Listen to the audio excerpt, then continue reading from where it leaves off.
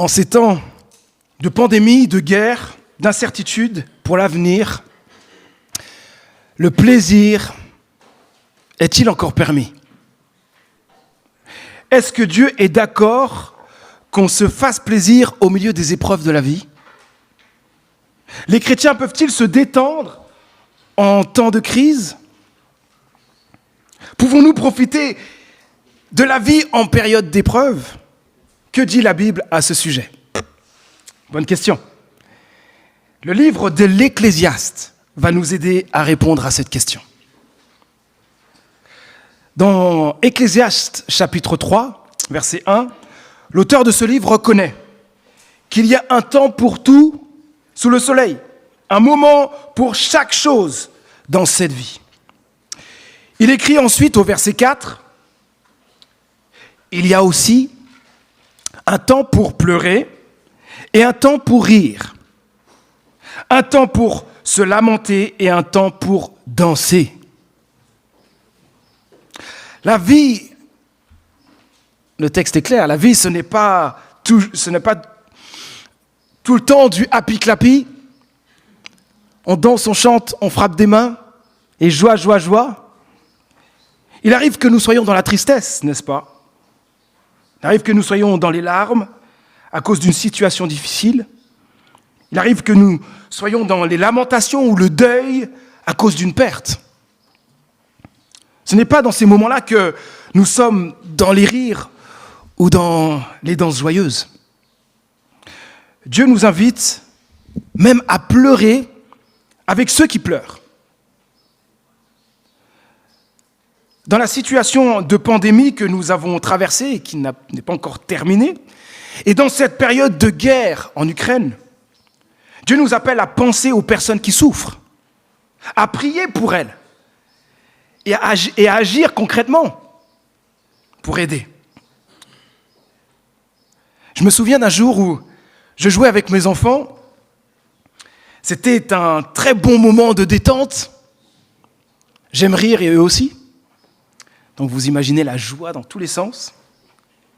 Et je me prépare pour aller à un enterrement. Le contraste était grand là. Devais-je m'empêcher de vivre ce moment d'amusement avec mes enfants parce qu'il y avait un enterrement ? Pouvons-nous continuer à avoir des temps de plaisir, de loisirs et de détente malgré les épreuves de la vie, comme je viens de le dire à l'instant, avec ce que j'ai vécu avec mes enfants ? Voici comment le livre de l'Ecclésiaste y répond. Juste après avoir dit qu'il y a un temps pour tout et avoir partagé 28 événements qui couvrent toutes les gammes des activités humaines, aussi bien individuelles que collectives, l'Ecclésiaste dit au verset 12 et 13 « Je sais qu'il n'y a rien de bon pour l'homme hormis se réjouir et se donner du bon temps durant sa vie. Et aussi que si quelqu'un peut manger et boire et jouir du bonheur au milieu de son dur labeur, écoutez la suite, c'est un don de Dieu. » Fin de citation. Dans les premiers versets, l'Ecclésiaste avait parlé des bons et mauvais moments de la vie. Il parle de paix, mais aussi de guerre. Donc, il y a vraiment des contrastes assez saisissants dans les premiers versets. Et c'est au milieu de tout cela qu'il nous invite à nous réjouir et à nous donner du bon temps durant cette vie. Il s'agit ici de profiter des plaisirs tout simples de la vie, malgré les circonstances. L'Ecclésiaste en donne quelques-uns. Des plaisirs matériels comme manger et boire, ça on connaît. Hein. Le bonheur au milieu d'un dur labeur, on connaît aussi. Surtout que quand on a fait quelque chose de bien, une belle activité ou un bon travail, qu'on se réjouit du fruit du travail que nous avons fait. On aime ça. Mais on peut oser compléter cette liste des plaisirs par tout autre type de plaisir. Profiter de bon temps, de bons moments en famille, faire la fête, se promener, contempler la nature, passer un temps avec des amis, faire du sport, lire un livre, profiter de vacances jouir de l'amour conjugal, jouir des richesses, écouter de la musique, jouer à des jeux vidéo, faire du jardinage, aller à un concert, danser, etc.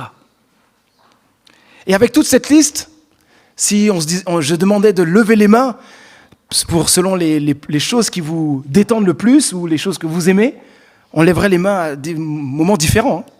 On est tous différents là-dessus. Moi, j'aime lire les livres, mais il y en a qui détestent ça. Donc on est tous différents là-dessus.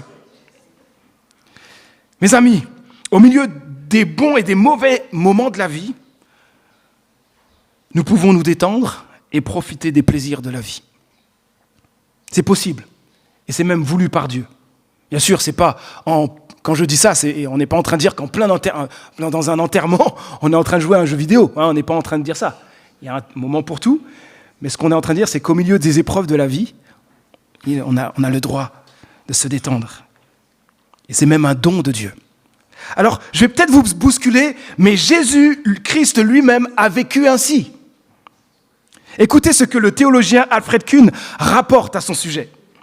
Je cite, « Contrairement à l'image que l'on avait souvent de lui, Jésus était un homme toujours joyeux.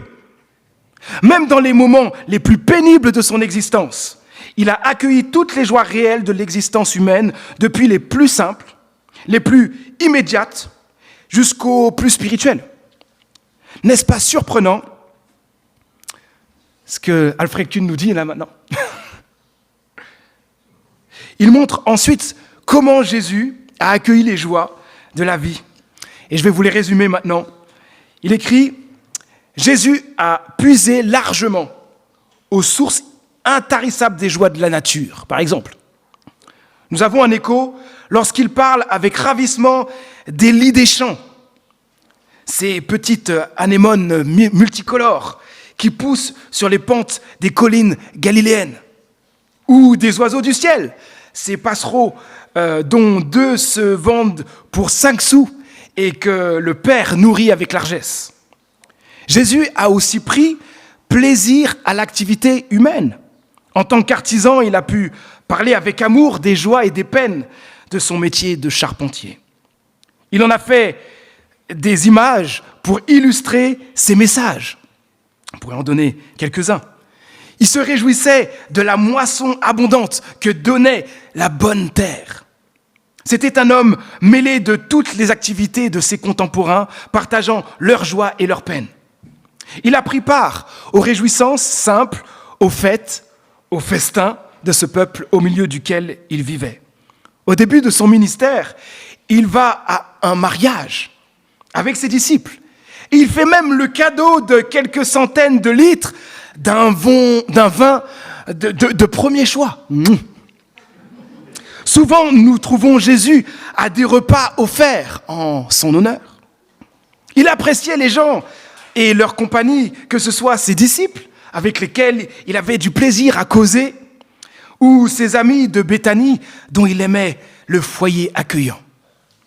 Il aimait les enfants qu'il accueillait avec joie, en les embrassant et en les bénissant, ou les gens même de mauvaise vie, avec qui il mangeait,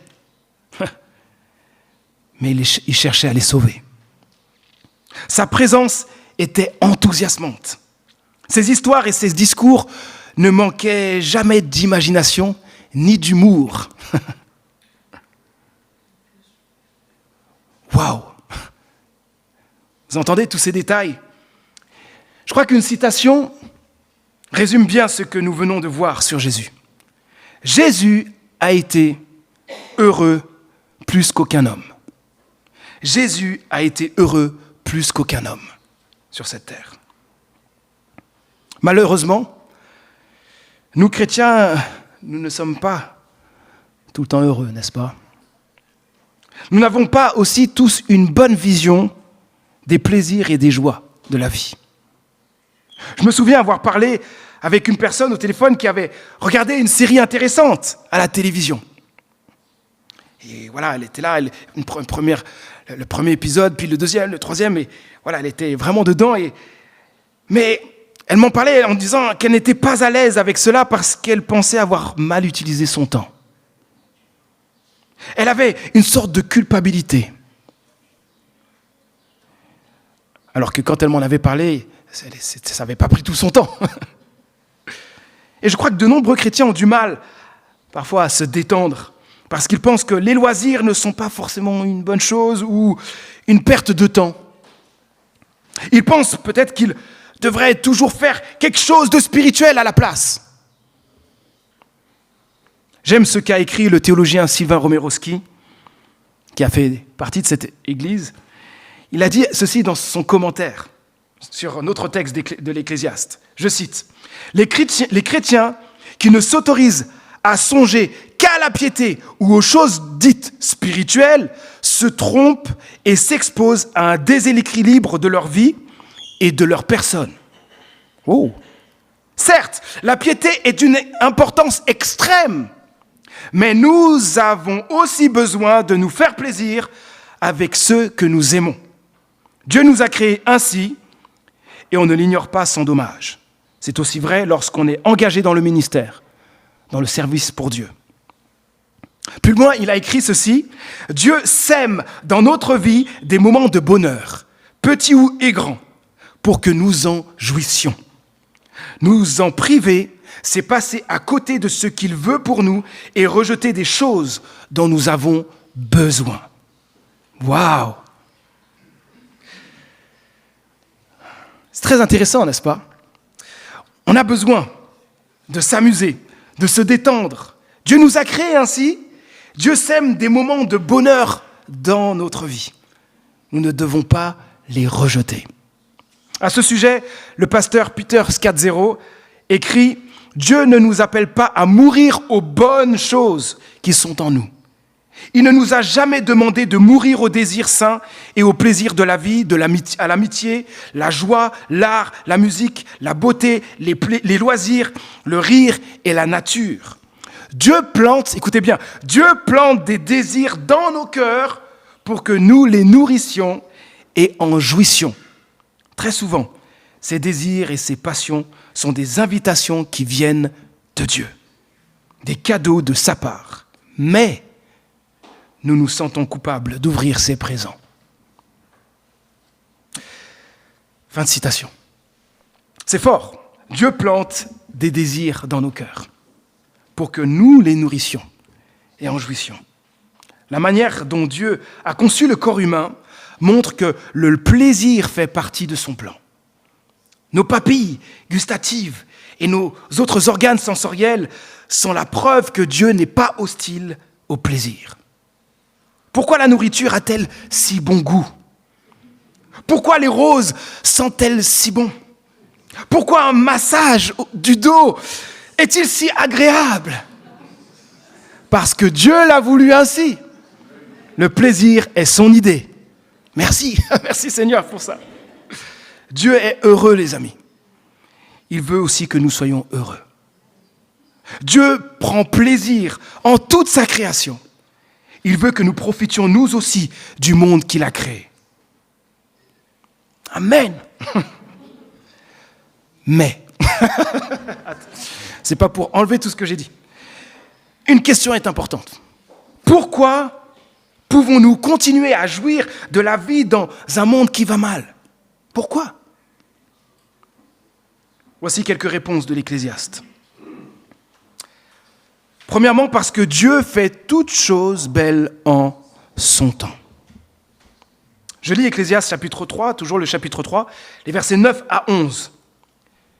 Ecclésiaste dit ceci, « Quel avantage celui qui travaille retire-t-il de la peine qu'il se donne? J'ai considéré les occupations auxquelles Dieu impose aux hommes de s'appliquer. Dieu fait toutes choses belles en son temps. » Dans ce texte, l'Ecclésiaste pose une question importante. Puisque les activités humaines sont à la fois constructives et destructrices, à quoi ça sert de travailler? Quels avantages pouvons-nous tirer du travail quand la vie est parfois belle, parfois dure et frustrante? Quels sont les bénéfices quand le temps est comme un maître qui nous domine? L'Ecclésiaste poursuit en disant que c'est Dieu qui impose les occupations, les activités humaines. Il finit en disant que Dieu fait toutes chose belle en son temps, au sein, en fait, de nos activités, de notre temps, de l'histoire humaine. Il y a un contraste entre les actions que nous faisons dans ce texte et dans ce que Dieu fait. Nous faisons de bonnes et mauvaises choses sur terre, mais Dieu fait toujours de bonnes choses. Le problème, c'est qu'il peut être difficile parfois de reconnaître que Dieu agit toujours pour le bien de sa création. L'Ecclésiaste nous rejoint sur ce point, et ça fait du bien.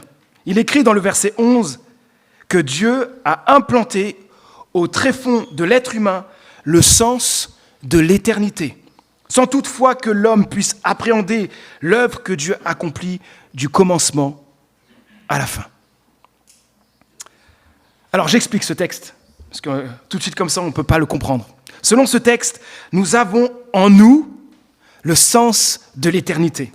C'est-à-dire que nous avons en nous tous une soif spirituelle, un désir ardent d'un monde parfait, un désir profond d'éternité. Nous aspirons d'une manière ou d'une autre à une vie spirituelle, à une vie éternelle et parfaite. Et peut-être que vous en êtes conscient ou peut-être pas, mais en fait nous avons tous soif de Dieu. Le problème, c'est que nous ne voyons pas et ne connaissons pas cette éternité, ni tout ce que Dieu est en train de faire dans l'histoire humaine. Nous n'arrivons pas à tout comprendre. Nous avons du mal à comprendre Dieu dans tout ce qu'il fait. Son œuvre nous dépasse. Et je me souviens, une personne, ça arrive souvent que des personnes me posent la question, mais pourquoi le mal alors que Dieu existe? Pourquoi le mal? Cette question n'est pas à des éléments de réponse, mais reste quand même mystérieuse. Malgré tout ce que nous ne comprenons pas de Dieu et de son œuvre, malgré nos pourquoi sans réponse, la Bible nous invite à affirmer que le mal et le malheur ne viennent pas de Dieu. Toutes bonnes choses viennent de Dieu, pas le malheur. Le péché, je le rappelle, le péché, le mal et la souffrance sont venus sur cette terre depuis la désobéissance du premier homme et de la première femme que Dieu avait créé, Adam et Ève. Depuis des siècles, nous souffrons à cause du péché. Mais la Bible dit qu'un jour, nos souffrances cesseront et nous pourrons vivre ensemble avec Dieu si nous venons à lui par Jésus-Christ qui s'est sacrifié pour nous. Alors peut-être ce matin, vous avez du mal à croire en la bonté de Dieu à cause d'une situation difficile que vous traversez, ou vous vous trouvez dans une autre situation, mais voilà, c'est comme le brouillard qui est devant vos yeux, et vous avez du mal à voir que Dieu est bon. Je vous invite vraiment à faire appel à Dieu, à vous approcher de lui, pour qu'il vous communique sa bonté. Mes amis, il est possible de profiter de la vie dans le monde que Dieu a créé, mais qui ne va pas en ce moment. Parce que Dieu travaille toujours pour le bien de ce monde. Jour après jour, il attire des personnes à lui afin que le plus grand nombre soit sauvé et reçoive la vie éternelle. La vie n'est pas toujours bonne, mais Dieu est toujours bon. Pourquoi pouvons-nous continuer à jouir de la vie dans un monde qui va mal? Deuxièmement, parce que Dieu est maître du temps. Si Dieu fait toute chose belle en son temps, c'est parce qu'il est le maître du temps. C'est lui qui le gouverne.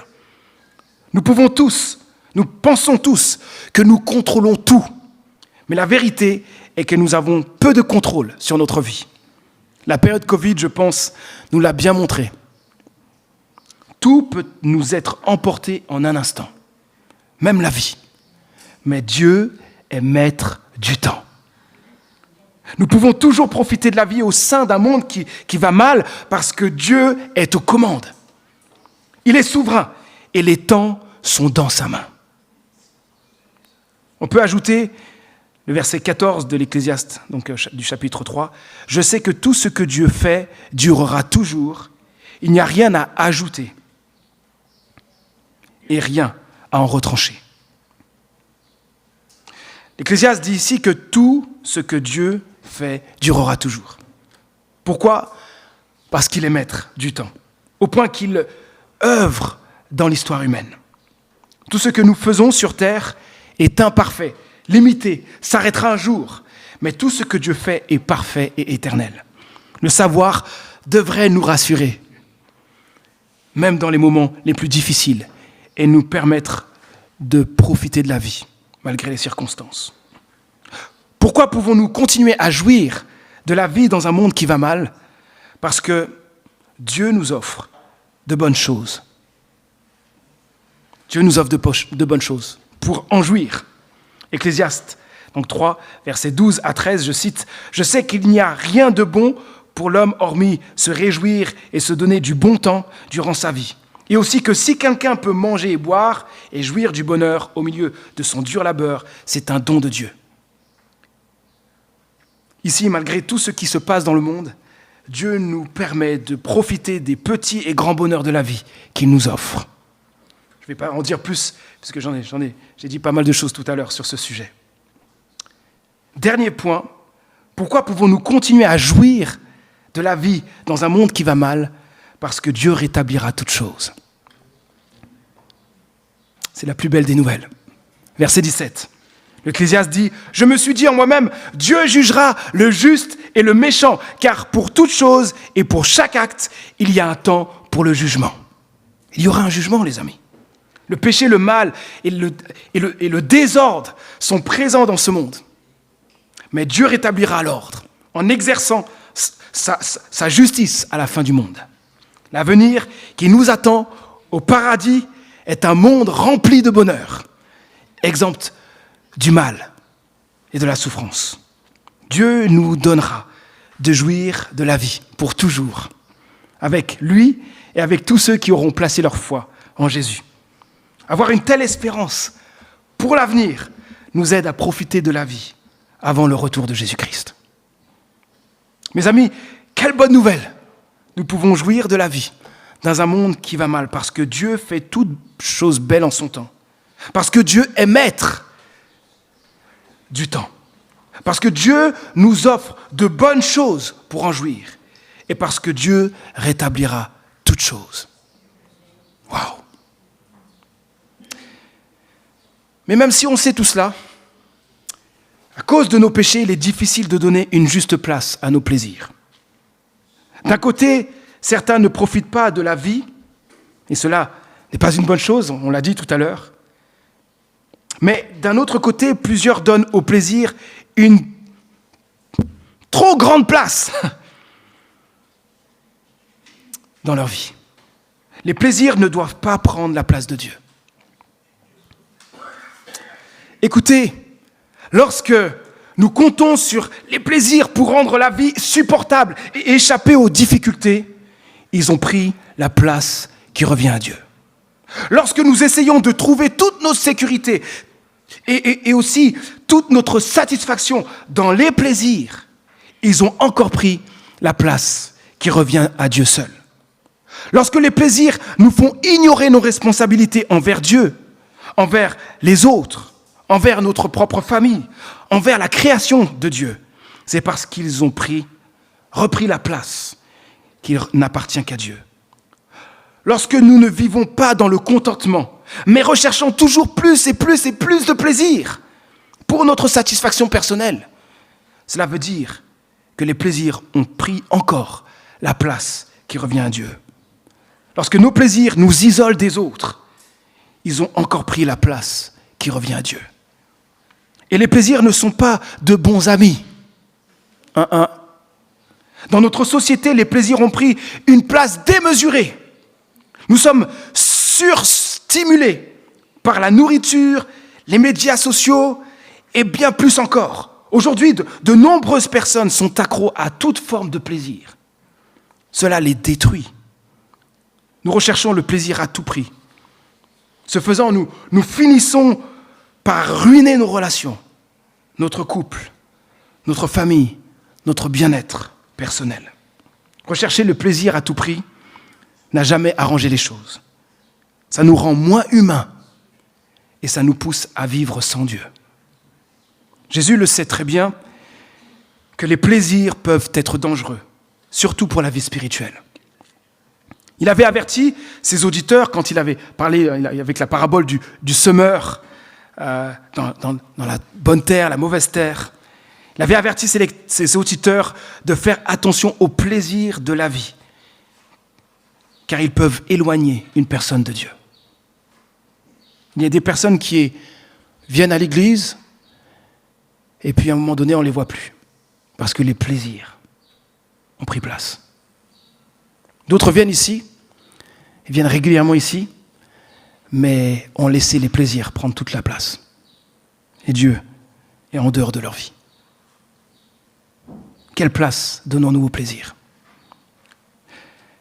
Heureusement, l'Ecclésiaste nous aide et fournit un cadre dans lequel nous pouvons expérimenter les plaisirs de la vie. Les plaisirs peuvent avoir une juste place dans notre vie si nous maintenons 3 fondements. Je vais vous les donner. Premier fondement, le respect de Dieu.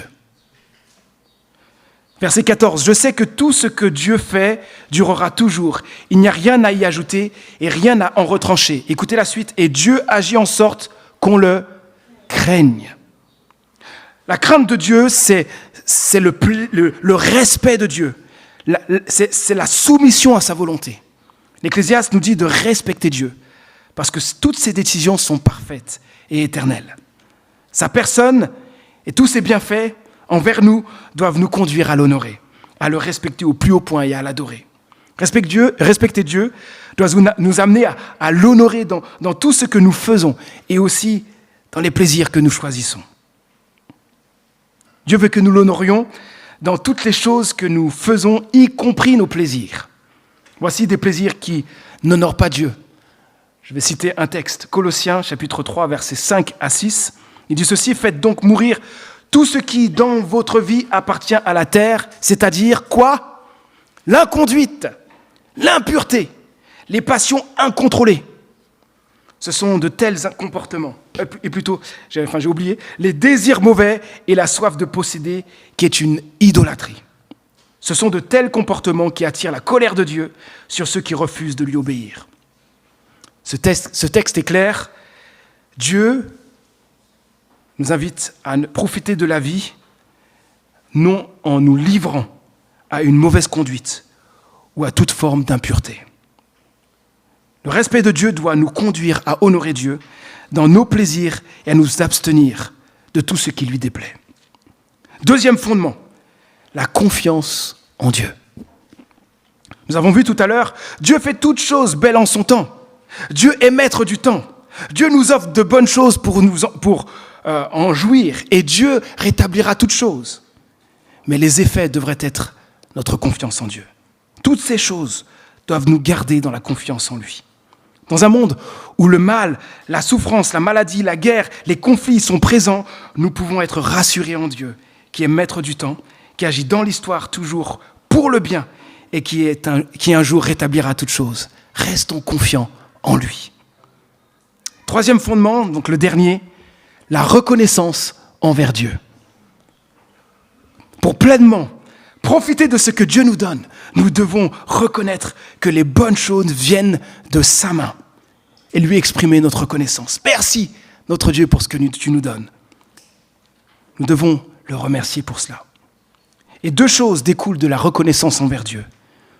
La reconnaissance nous aide à vivre dans le contentement et la reconnaissance nous incite à partager avec d'autres ce que nous avons.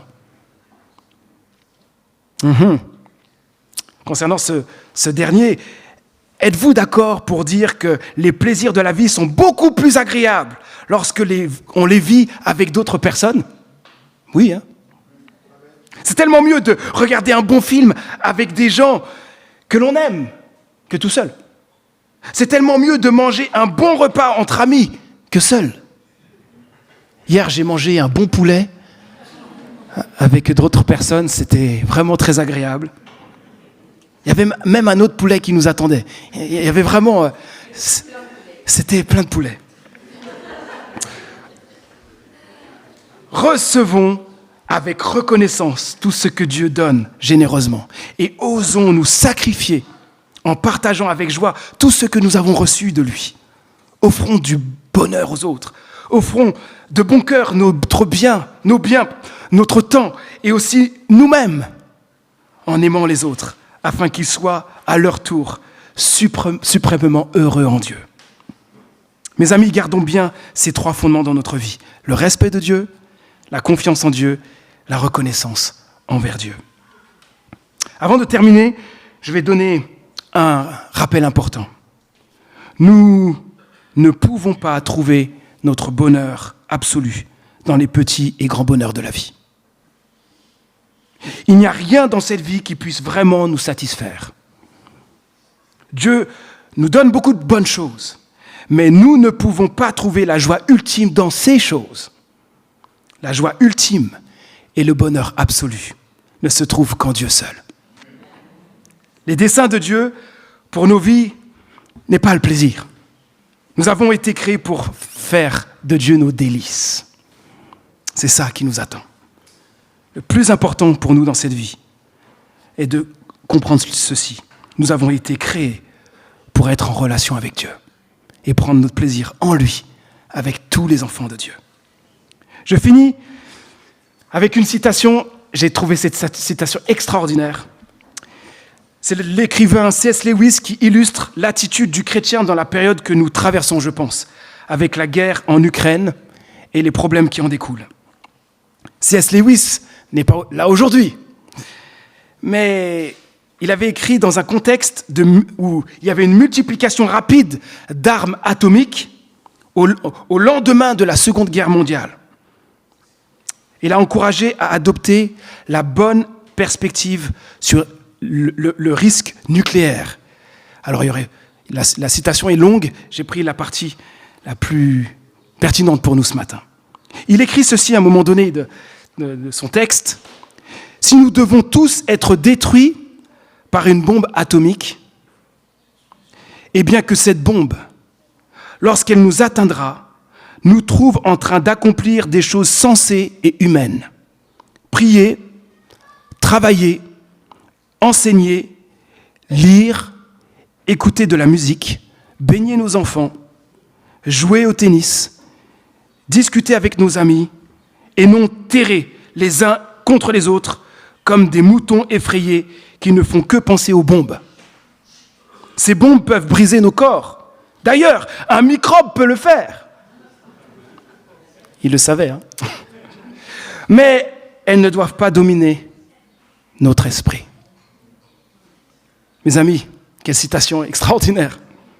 En toutes circonstances, que Dieu nous garde soumis à lui, confiants en lui et toujours reconnaissants pour toutes les bonnes choses qu'il nous offre.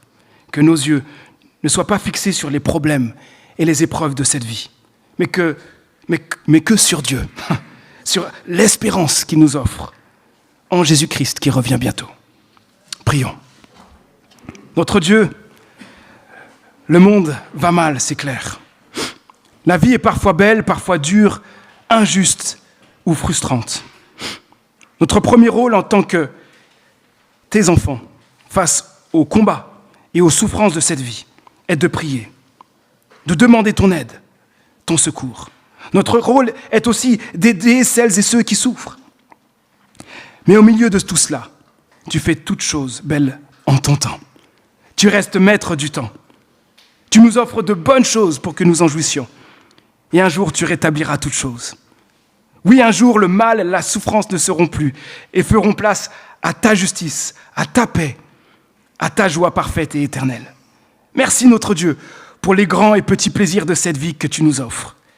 Que nous gardions ces 3 fondements que nous avons vus ce matin. Te respecter, te faire entièrement confiance, t'exprimer sans cesse notre reconnaissance pour tout ce que tu nous donnes. Seigneur, nous croyons que nous ne pourrons jamais trouver notre joie ultime dans les petits et grands plaisirs de cette vie. Il n'y a rien dans cette vie qui puisse nous satisfaire vraiment. Nous croyons que la joie ultime et le bonheur absolu ne se trouvent qu'en toi seul. Que nous trouvions notre plus grande joie et notre plus grand bonheur en toi, dans ta présence, jour après jour. Et nous prions que plusieurs qui ne te connaissent pas encore viennent à toi pour expérimenter ta joie parfaite et éternelle. Au nom de Jésus-Christ. Amen.